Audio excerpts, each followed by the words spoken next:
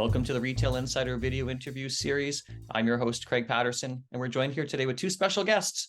We're going to be talking to Leo Bailey. He's the Director of Partnerships for Small and Medium-Sized Businesses at Interac. We're also talking here with David Nagy. He's the founder of eCommerce Canada. Welcome, gentlemen. Hey, Craig. Great to see you. Yeah. Leo, thank you welcome so much to the space. Thank you, David. I feel like we've got the dream team here. Absolutely. This trifecta of minds. So very excited to talk to you today, Craig. So we've got you guys in the same room here, a bit of a collaborative effort. Tell me what's happening with you guys here today. Oh, Leo, maybe throw it over to you, man. Why are we working? Yeah, sure. So in working with David for probably about half a year or so, what we realized is we're both very like-minded in supporting Canada's small and micro and medium-sized business community in a really authentic way. We know the importance of small businesses in Canada, across the nation, from the Pacific all the way to the Atlantic Ocean. What we see is very community-centric activities across the nation. So what that needs special attention, special support, both for your traditional bricks and mortars and your more digital small businesses. And both, we see a strong overlap where there's firms with a bricks and mortar presence and an online presence. And what we see is there's a third layer now where you have serial entrepreneurs or giggers that might have multiple gigs and might have some things online. So what we've really seen is that that's a community that needs support.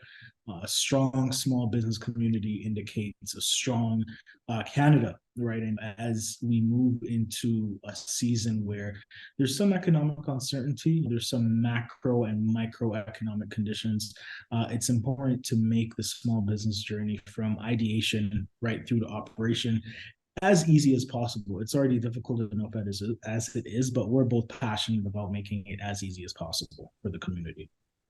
Yeah, and I'm just excited to have this guy in the room because I've really admired the work that I've seen Interac doing for the small business community. Been a passion of mine for more than a decade now, Craig. And Interac's a logo we all know, right? I think there's familiarity, there's ubiquity across the small business sector. Who doesn't know who Interac is or have it influenced their business in some way? But to a certain extent, Leo, maybe a victim of its own success, absolutely. Right? It's almost like pigeonholed into this product that we use for debit transaction. And part of the learning for me was, not just on the advocacy side for small business, but Interac was doing quite a bit of work and product development and community support and looking after grassroots entrepreneurs and whatnot that I wasn't particularly aware of either. One of the things in my own business that has been, I think, pretty impactful is just the predominance of e-transfer for business. Over the past couple of years, my customers have certainly started using a product like that so much more, which has been great to see because the turnaround for someone like me who is dependent upon invoices getting paid and the speed with which that can happen and the opportunity to reduce cost on a transaction basis has been absolutely huge. So benefit both ways for somebody like myself, where I'm like, I have the opportunity to receive payments a lot quicker and then spend a lot less when I'm paying people as well. So yeah, that's what kind of perpetuated conversations and a little bit of an opportunity to do some things together and work in some events together. It's been wonderful symmetry so far.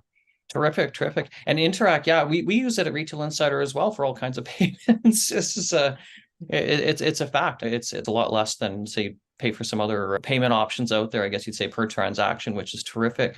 In terms of, say, small businesses generally, Leo, what sort of things is Interac doing right now in terms of other supports here that David was talking about? This sounds really interesting. David had mentioned we've been in this space for a long time, but we have brand presence.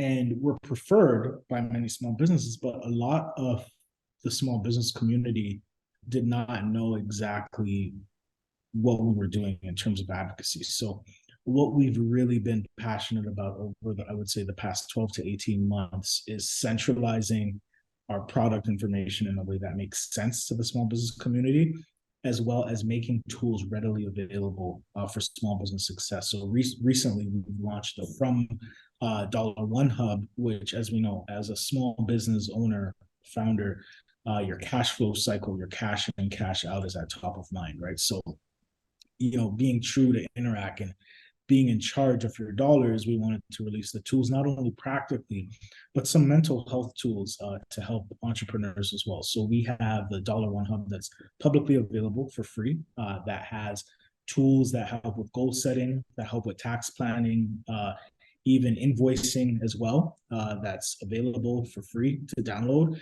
We also have entrepreneurial testimonials that are released on a frequent basis.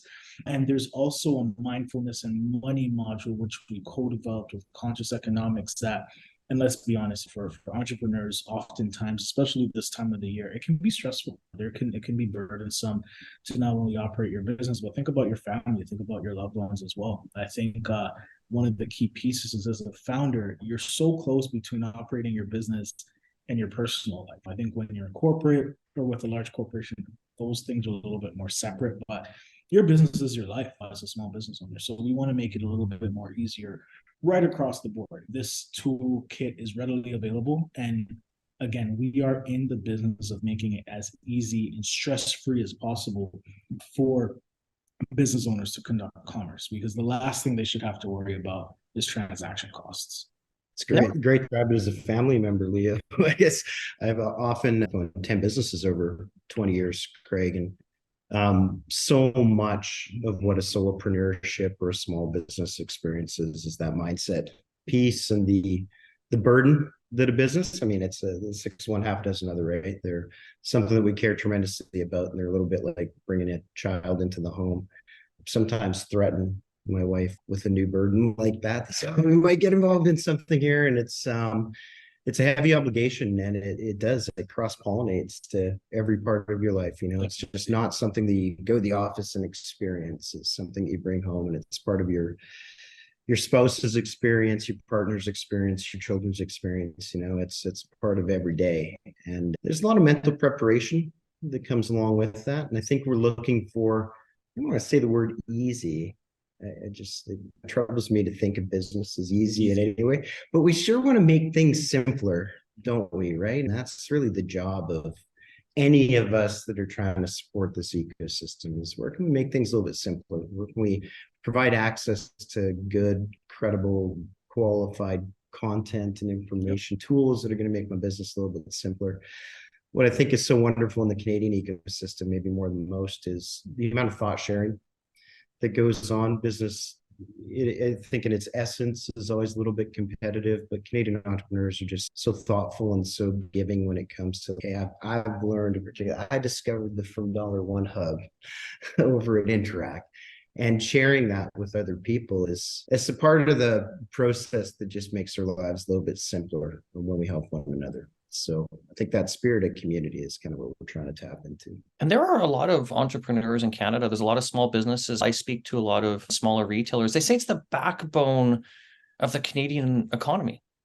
I don't know the exact numbers, but I know it's a very high percentage. I've heard him quoted to me a lot, something like 97% of the jobs in the business in the country are created or provided by businesses with under 10 employees. Somewhere around 82% of the businesses in the country have less than 10 employees. Anyway, it's big numbers. We know it's the most significant part of the economy, and it produces the vast majority of our GDP, right? So even the larger companies certainly get most of the focus and the attention, and those are the ones that we're talking about when we're talking about trade agreements and whatnot. Small business is the economic driver in Canada and in most countries in the world, frankly, but certainly more significant in ours than most. It's no secret that a lot of small businesses have struggled. Some have taken out loans that they may have to pay back by the end of the year, depending if they qualified and gotten them. Cost of business has gone up. Have you seen any other challenges that small businesses are seeing, and what can be done to help out? Certainly competition lands. We're at a time where, everybody knows that interest rates are high. Inflation's been creeping upwards, although hopefully that's mitigated a little bit of late. But given the current scenario, deal flow is tough. Consumer confidence is pretty low. And, I've tried to share with a lot of people that at a time like that, the market doesn't always give you what it wants.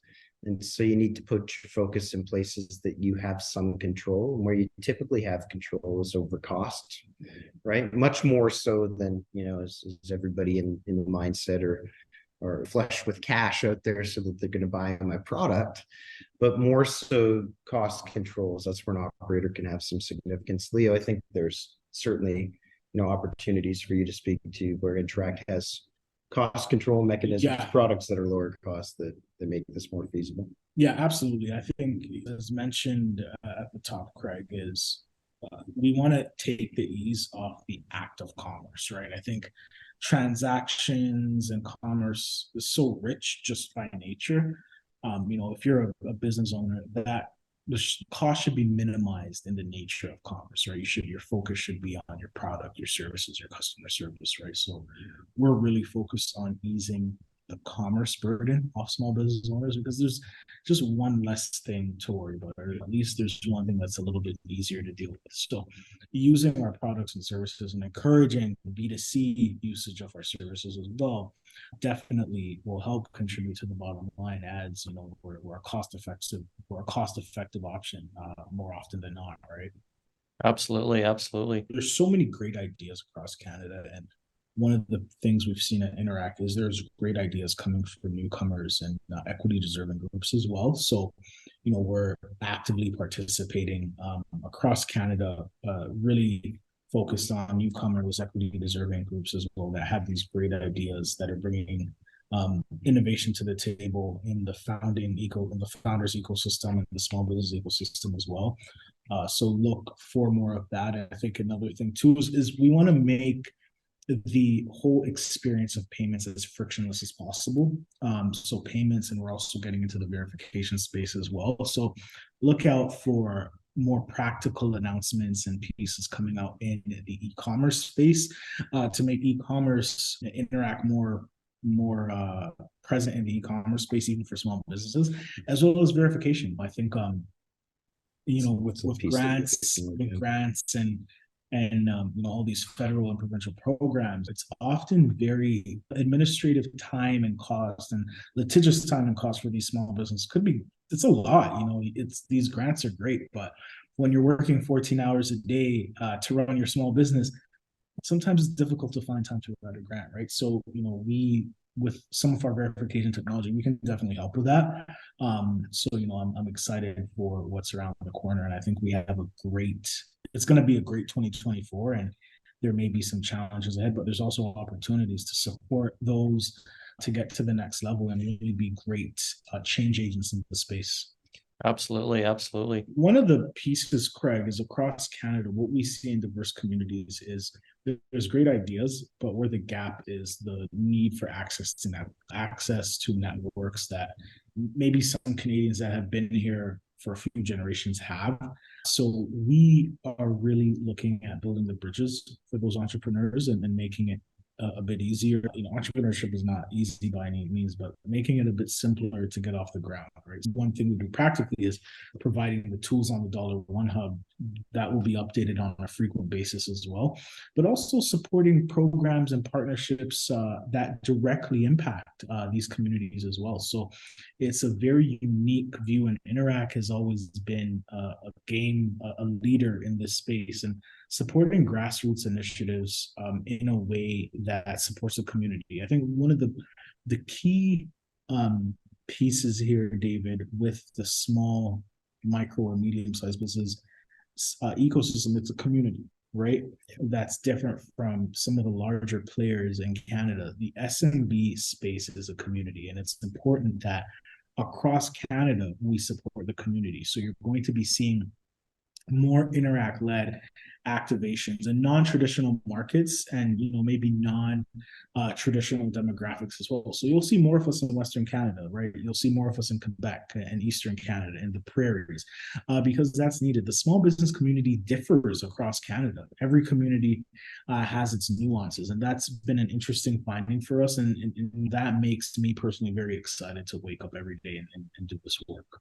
There's certainly a kinship to entrepreneurship Absolutely. That's unlike anything I've experienced before. Again, I carry somewhat of a bias into something like that, but as a shared experience that you have with people that are owning and operating a business, hiring other individuals, and having an accountability, for their families and their success as well. in some venues, I may appear to be a bit extroverted, Craig, but, it's truly not who I am at my core. It's just, I really get passionate about entrepreneurs, right?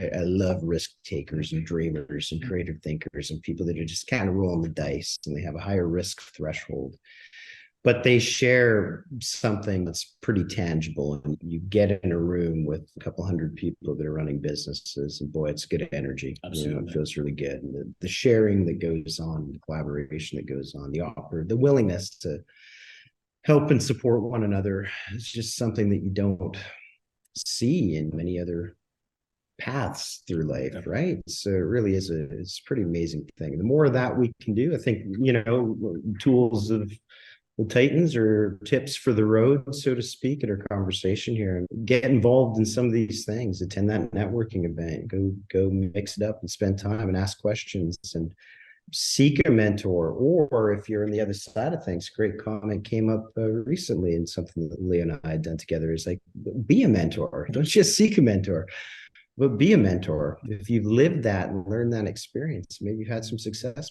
Gosh, maybe you haven't. I probably learned more from the businesses that I failed miserably at. There were a few, more than a few. That was the school of business right there. That's when you had to be at your best, is when things maybe weren't going the way that you want. So those are great takeaways. There's a lot of people out there in the ecosystem that are willing to help.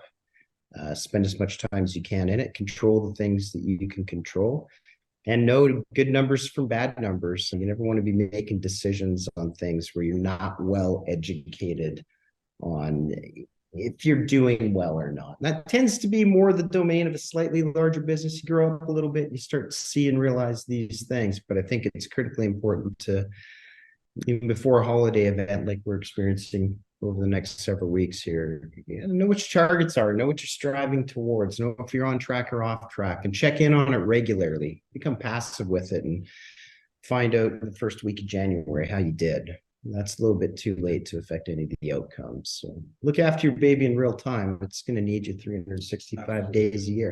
And it's probably going to be a colicky one too. It's going to be a little upset. Terrific. Thank you so much, gentlemen, for joining us today. This has been Leo Bailey. He's the Director of Partnerships for Small and Medium-Sized Businesses at Interac. We've got David Nagy. He's the founder of eCommerce Canada. Thank you so much, gentlemen, for joining us here today. Thank you. Thank you, Craig. Great fireside chat. Great to see you. I'm Craig Patterson. I'm the founder and publisher of Retail Insider Media. Thank you so much for joining us here today. Be sure to subscribe if you haven't already, whether or not you're watching this on YouTube or whether or not you're listening to this on one of the podcast channels. Thank you so much for joining us today. Take care and bye for now.